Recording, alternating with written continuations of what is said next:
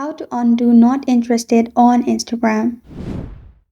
Hi everyone, I'm here to assist you today without any delay. Let's jump right in. Open Instagram. I'll simply show by clicking on not interested. As you can see, I have clicked on not interested, and at the top there is undo option. Simply click on undo at the top. If you have no option like this, what you can do is go to your profile at the bottom right, click on three lines at the top right. Then in here, click on your activity. After you click on your activity, in here scroll down. Scroll down and then simply click on not interested, which is below suggested contents. In here, you will be able to see not interested post. As you can see, this is the previous one.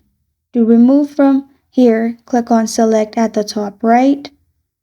After you've clicked on select, select the post you want to undo and press on remove at the bottom, and then you're good to go. This is how to undo not interested on Instagram. Thank you for joining me today. If this video helps you out, please leave a like and subscribe for more. Got a question or want to suggest the topic, comment below. Thank you for watching.